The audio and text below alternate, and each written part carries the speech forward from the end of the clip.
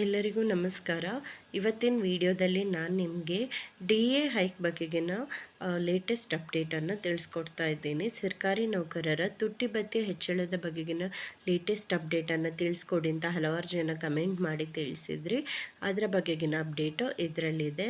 So ನೀವೇನಾದರೂ pension calculation ಬಗ್ಗೆ ತಿಳ್ಕೊಳ್ಬೇಕಂತಿದ್ರೆ ಅದರ ಬಗೆಗಿನ ಲೇಟೆಸ್ಟ್ ಅಪ್ಡೇಟನ್ನು ನನ್ನ ಚಾನಲ್ನಲ್ಲಿ ಆಲ್ರೆಡಿ ಅಪ್ಲೋಡ್ ಮಾಡಿದ್ದೀನಿ. ನೀವು ನನ್ನ ಚಾನಲ್ ಐಕನ್ ಮೇಲೆ ಕ್ಲಿಕ್ ಮಾಡಿದರೆ ಪೇಜ್ ಓಪನ್ ಆಗುತ್ತೆ. ಅಲ್ಲಿ ಪ್ಲೇ ಲಿಸ್ಟಿಗೆ ಹೋಗಿ ಗೌರ್ಮೆಂಟ್ ಎಂಪ್ಲಾಯೀಸ್ ನ್ಯೂಸ್ ಅಂತ ಓಪನ್ ಮಾಡಿದರೆ ನಾನು ರೀಸೆಂಟಾಗಿ ಅಪ್ಲೋಡ್ ಮಾಡಿರುವಂತಹ ಎಲ್ಲ ಅಪ್ಡೇಟ್ಸ್ಗಳು ನಿಮಗೆ ಒಂದೇ ಜಾಗದಲ್ಲಿ ಸಿಗುತ್ತೆ. ಅದನ್ನು ನೋಡಿ ನೀವು ವಿಷಯಗಳನ್ನು ತಿಳಿದುಕೊಳ್ಬೋದಾಗಿದೆ.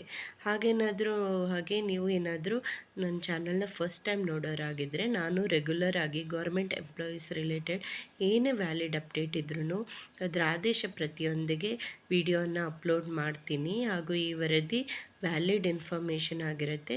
ನೀವು ನನ್ನ ಚಾನಲ್ಗೆ ಉಚಿತವಾಗಿ ಸಬ್ಸ್ಕ್ರೈಬ್ ಮಾಡ್ಕೊಳ್ಬೋದು ಮತ್ತು ಬೆಲ್ ನೋಟಿಫಿಕೇಷನನ್ನು ಕ್ಲಿಕ್ ಮಾಡೋದ್ರಿಂದ ನಾನು ಯಾವಾಗ ವಿಡಿಯೋ ಅಪ್ಲೋಡ್ ಮಾಡ್ತೀನೋ ನಿಮಗೆ ನೋಟಿಫಿಕೇಷನ್ ಬರುತ್ತೆ. ಹಾಗೂ ನೀವೆಲ್ಲ ವಿಷಯಗಳನ್ನು ತಿಳ್ಕೊಳ್ಬೋದಾಗಿದೆ. ಈ ಸಬ್ಸ್ಕ್ರೈಬ್ ಮಾಡ್ಕೊಳ್ಳೋದಕ್ಕೆ ಯಾವುದೇ ಚಾರ್ಜಸ್ ಇರೋದಿಲ್ಲ, ಅದು ಉಚಿತವಾಗಿರುತ್ತದೆ. ಸೊ ನಾನು ಮೊದಲೇ ಹೇಳ್ದಂಗೆ ಇವತ್ತಿನ ವಿಡಿಯೋದಲ್ಲಿ ನಾನು ಕೇಂದ್ರ ಸರ್ಕಾರಿ ನೌಕರರ ಡಿ.ಎ ಹೈಕ್ ಅಥವಾ ತುಟ್ಟಿ ಭತ್ಯೆ ಹೆಚ್ಚಳದ ಬಗ್ಗೆ ತಿಳಿಸ್ಕೊಡಲಿದ್ದೇನೆ. ಅದರ ಬಗ್ಗೆ ಲೇಟೆಸ್ಟ್ ಆಗಿ ಬಿಡುಗಡೆ ಆಗಿರುವಂಥ ವರದಿಯನ್ನು ನಿಮ್ಮ ಮುಂದಿದೆ. ಸೊ ನಿಮಗೆ ಗೊತ್ತಿರೋ ಹಾಗೆ ತುಟ್ಟಿ ಭತ್ಯೆ ಹೆಚ್ಚಳ ಘೋಷಣೆ ಜನವರಿಯಲ್ಲೇ ಆಗಬೇಕಿತ್ತು. ಆದರೆ ಇನ್ನೂ ಏಪ್ರಿಲ್ ಬಂದರೂ ಕೂಡ ತುಟ್ಟಿ ಭತ್ಯೆ ಹೆಚ್ಚಳದ ಘೋಷಣೆ ಆಗಿಲ್ಲ.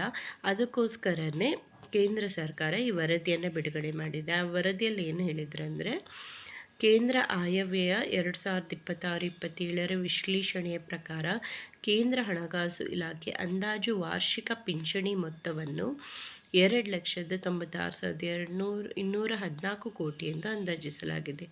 ಇದು ಕಳೆದ ವರ್ಷದ ಪರಿಷ್ಕೃತ ಬಜೆಟ್ ಅಂದಾಜಿಗಿಂತ ಸುಮಾರು 3% ಹೆಚ್ಚಾಗಿದೆ. ಇದು ಕೇಂದ್ರ ಸರ್ಕಾರದ ನೌಕರರು ಪಿಂಚಣಿದಾರರಿಗೆ ಅನ್ಯಾಯವಾಗುವ ಮಹತ್ವದ ಪರಿಷ್ಕರಣೆಯಾಗಿದೆ.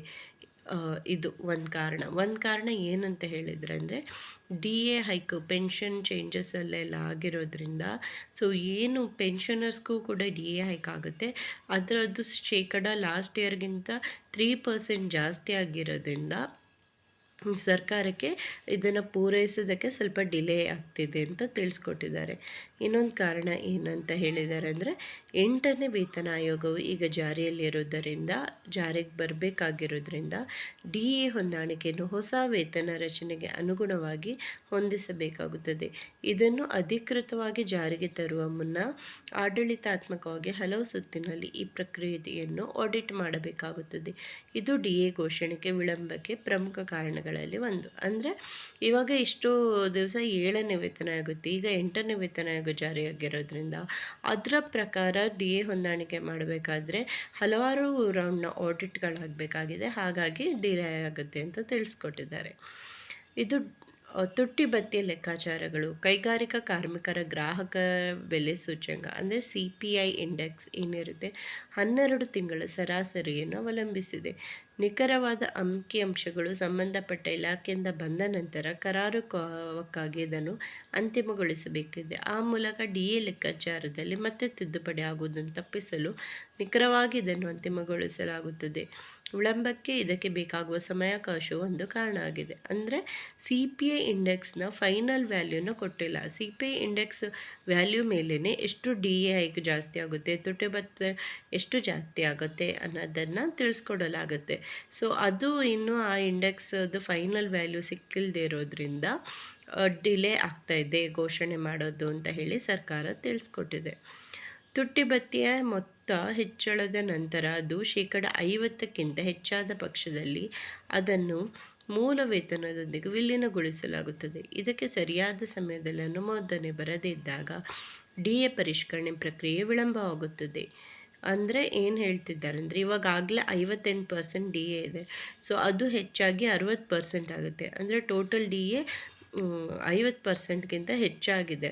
ಸೊ ಟೋಟಲ್ ಡಿ ಎ 50%ಗಿಂತ ಹೆಚ್ಚಾಗಿರುವಾಗ ಏನು ಮಾಡಬೇಕಂದ್ರೆ ಯೂಶ್ವಲಿ ಆ ಡಿ ಎಯನ್ನು ತೆಗೆದು 50ಕ್ಕಿಂತ ಹೆಚ್ಚಾಗಿರೋದು ಎಷ್ಟು, ಇವಾಗ ಫಾರ್ ಎಕ್ಸಾಂಪಲ್ 60 ಆದರೆ 10% ಮಾತ್ರ ಡಿ ಎ ಅಂತಿಟ್ಟು ಉಳಿದ 50%ಅನ್ನು ಮೂಲ ವೇತನಕ್ಕೆ ಸೇರಿಸ್ತಾರೆ.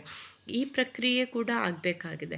ಸೊ ಇದಕ್ಕೋಸ್ಕರನೇ ಡಿಲೇ ಆಗ್ತಿದೆ, ವಿಳಂಬ ಆಗ್ತಿದೆ. ಇದು ಆಗೋದಕ್ಕೆ ಅನುಮೋದನೆ ಪಡೆದುಕೊಳ್ಬೇಕಾಗತ್ತೆ, ಅಪ್ರೂವಲ್ ಸಿಗಬೇಕು.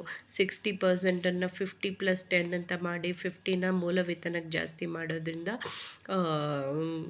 ಸರ್ಕಾರಿ ನೌಕರರಿಗೆ ತುಂಬಾ ಉಪಯುಕ್ತ ಆಗುತ್ತೆ. ಯಾಕಂದರೆ ನಿಮ್ಮ ಬೇರೆ ಏನೇನು ಭತ್ಯೆ ಇದೆಯೋ, ಬಾಡಿಗೆ ಭತ್ಯೆ, ಪ್ರಯಾಣ ಭತ್ಯೆ, ಪ್ರತಿಯೊಂದು ಕೂಡ ಮೂಲ ವೇತನದ ಮೇಲೆ ನಿರ್ಧಾರ ಆಗುತ್ತೆ. ಸೊ ಪೆನ್ಷನ್ ಆಗಿರ್ಬೋದು, ಪ್ರತಿಯೊಂದು. ಸೊ ಯಾವಾಗ ಡಿ ಎ 50%ಅನ್ನು ಮೂಲ ವೇತನಕ್ಕೆ ಸೇರಿಸ್ತಾರೋ ಮೂಲ ವೇತನ ಹೆಚ್ಚಳ ಆಗುತ್ತೆ, ಹಾಗೂ ಓವರಾಲ್ ಸ್ಯಾಲ್ರಿ ಜಾಸ್ತಿ ಆಗುತ್ತೆ, ಓವರಾಲ್ ಪೆನ್ಷನ್ ಕೂಡ ಜಾಸ್ತಿ ಆಗುತ್ತೆ. ಆದರೆ ಇದಕ್ಕೆ ಅಪ್ರೂವಲ್ ಪಡೆದುಕೊಳ್ಬೇಕಾಗಿದೆ. ಹಾಗಾಗಿ ಈ ಸಲದ ಡಿ ಎ ಹೈಕ್ ಏನು ಘೋಷಣೆ ಆಗಬೇಕು ಅದು ಡಿಲೇ ಆಗಿದೆ ಅಂತ ತಿಳಿಸ್ಕೊಟ್ಟಿದ್ದಾರೆ. ಡಿ ಎ ಮೊತ್ತವನ್ನು ಪೂರ್ವಾನ್ವಯವಾಗಿ ಪಾವತಿಸಲಾಗುವುದರಿಂದ ನೌಕರರು ಮತ್ತು ಪಿಂಚಣಿದಾರರಿಗೆ ಯಾವುದೇ ಆರ್ಥಿಕ ನಷ್ಟ ಆಗೋದಿಲ್ಲ. ಅಂದರೆ ಏನು ಹೇಳಿದ್ದಾರೆ ಅಂದರೆ, ಈಗ ಜನವರಿಯಲ್ಲಿ ಘೋಷಣೆ ಆಗಬೇಕಿತ್ತು, ಏಪ್ರಿಲ್ ಬಂದರೂ ಘೋಷಣೆ ಆಗಿಲ್ಲ ಅಂದರೆ ಇದರಲ್ಲಿ ಸರ್ಕಾರಿ ನೌಕರರಿಗೂ ಹಾಗೂ ಪಿಂಚಣಿದಾರರಿಗೂ ಯಾವುದೇ ರೀತಿಯ ನಷ್ಟ ಆಗೋದಿಲ್ಲ. ಯಾಕಂದರೆ ಯಾವಾಗ ಘೋಷಣೆ ಆದರೂ, ಈ ಇಯರ್ ಎಂಡ್ ಒಳಗೆ ಘೋಷಣೆ ಆದರೂ ಕೂಡ ಅವರು ಜನವರಿಯಿಂದನೇ ಅದನ್ನು ಅನ್ವಯಿಸಿ ಪ್ರತಿ ತಿಂಗಳದ್ದು ಏನು ಡಿ ಎ ಎಕ್ಸ್ಟ್ರಾ ಕೊಡಬೇಕಿತ್ತೋ ಅದನ್ನು ಬಾಕಿ ಅರಿಯರ್ಸ್ ರೀತಿ ಕೊಡಲೇಬೇಕಾಗುತ್ತೆ. ಸೊ ಹಾಗಾಗಿ ಇದರಲ್ಲಿ ಪಿಂಚಣಿದಾರರಿಗೆ ಅಥವಾ ನೌಕರರಿಗೆ ಯಾವುದೇ ರೀತಿಯ ನಷ್ಟ ಆಗೋದಿಲ್ಲ. ಏನಂದರೆ ಘೋಷಣೆ ಆಗೋದು ಸ್ವಲ್ಪ ಡಿಲೇ ಆಗಿರೋದ್ರಿಂದ ಎಲ್ಲರಿಗೂ ಏನು ಡಿ ಎ ಏನೂ ಬಂದಿಲ್ಲ ಅನ್ನೋ ಟೆನ್ಷನ್ ಸ್ಟಾರ್ಟ್ ಆಗಿದೆ. ಬಟ್ ಯಾರೂ ಟೆನ್ಷನ್ ಮಾಡ್ಕೊಳ್ಬೇಕಾಗಿಲ್ಲ. ಸರ್ಕಾರ ಹೇಳಿದೆ ಈ ಎಲ್ಲ ಕಾರಣಗಳಿಂದ ಡಿಲೇ ಆಗ್ತಾ ಇದೆ ಅಂತ ವರದಿ ಅದೇ ಕಾರಣಕ್ಕೋಸ್ಕರ ಬಿಡುಗಡೆ ಮಾಡಿದೆ. ಇದನ್ನೆಲ್ಲ ಬೇಗನೆ ಸರಿಪಡಿಸಿ ಪ್ರತಿಯೊಬ್ಬರಿಗೂ ಡಿ ಎ ಹೈಕು ಅನ್ನು ಕೊಡುತ್ತೆ, ಹಾಗೂ ಸರ್ಕಾರ ಘೋಷಣೆ ಕೂಡ ಮಾಡುತ್ತೆ. ಸೊ ಈ ಇನ್ಫಾರ್ಮೇಷನ್ ನಿಮಗೆ ಯೂಸ್ಫುಲ್ ಆಗಿದೆ ಅಂತ ಭಾವಿಸ್ತೀನಿ. ನೀವು ಇದನ್ನು ನಿಮ್ಮ ಕಲೀಗ್ಸ್ ಜೊತೆ ಮತ್ತು ನಿಮ್ಮ ಫ್ರೆಂಡ್ಸ್ ಜೊತೆ ಕೂಡ ಶೇರ್ ಮಾಡಿ, ಹಾಗೂ ಕಮೆಂಟ್ ಮಾಡಿ ತಿಳಿಸಿ ಇನ್ನೂ ಯಾವುದಾದ್ರೂ ವಿಷಯಗಳ ಬಗ್ಗೆ ಡೌಟ್ ಇದ್ದರೆ. ಇದು ಫ್ಯಾಮಿಲಿ ಪೆನ್ಷನ್ ಪಡೆದುಕೊಳ್ಳೋರಿಗೂ ಕೂಡ ಅನ್ವಯ ಆಗುತ್ತೆ. ಮತ್ತು ನೀವೇನಾದರೂ ರಾಜ್ಯ ಸರ್ಕಾರಿ ನೌಕರರು ಅಥವಾ ಪಿಂಚಣಿದಾರರಾಗಿದ್ದರೆ ಅದರ ಬಗೆಗಿನ ಅಪ್ಡೇಟನ್ನು ಕೂಡ ನನ್ನ ಚಾನಲ್ನಲ್ಲಿ ನಾನು ಅಪ್ಲೋಡ್ ಮಾಡಿದ್ದೀನಿ. ನಾನು ಮೊದಲೇ ಹೇಳಿದಾಗೆ ಗೌರ್ಮೆಂಟ್ ಎಂಪ್ಲಾಯೀಸ್ ನ್ಯೂಸ್ ಅನ್ನೋ ಪ್ಲೇಲಿಸ್ಟಿಗೆ ಹೋದರೆ ಎಲ್ಲ ಇನ್ಫಾರ್ಮೇಷನನ್ನು ನೀವು ತಿಳಿದುಕೊಳ್ಬೋದಾಗಿದೆ. ಹಾಗೂ ಡಿ ಎ ಹೈಕ್ ಬಗ್ಗೆ ಸದ್ಯದಲ್ಲಿ ವರದಿ ಬಿಡುಗಡೆ ಮಾಡಿರೋದ್ರಿಂದ ಏಪ್ರಿಲ್ ಎಂಡಷ್ಟೊತ್ತಿಗೆ ಡಿ ಎ ಹೈಕ್ನ ಘೋಷಣೆ ಆಗುವಂತಹ ಸಾಧ್ಯತೆ ಇದೆ. ಸೊ ಅದು ಆದೇಶ ಪ್ರತಿ ಬಂದ ತಕ್ಷಣ ಅದನ್ನು ಕೂಡ ನಾನು ಅಪ್ಲೋಡ್ ಮಾಡ್ತೀನಿ. ಇನ್ನೂ ಯಾವುದಾದ್ರೂ ವಿಷಯಗಳ ಬಗ್ಗೆ ನಿಮಗೆ ಡೌಟ್ ಇದ್ದರೆ, ಟ್ಯಾಕ್ಸ್ ಎಕ್ಸೆಂಪ್ಷನ್ ಫಾರ್ಮ್ಸ್ಗಳ ಬಗ್ಗೆ ಡೌಟ್ ಇದ್ದರೆ ಕಮೆಂಟ್ ಮಾಡಿ ತಿಳಿಸಿ. ನಾನು ಅದರ ಬಗ್ಗೆ ಕೂಡ ವಿಡಿಯೋ ಮಾಡ್ತೀನಿ. ವಿಡಿಯೋ ನೋಡಿದ್ದಕ್ಕಾಗಿ ಧನ್ಯವಾದಗಳು.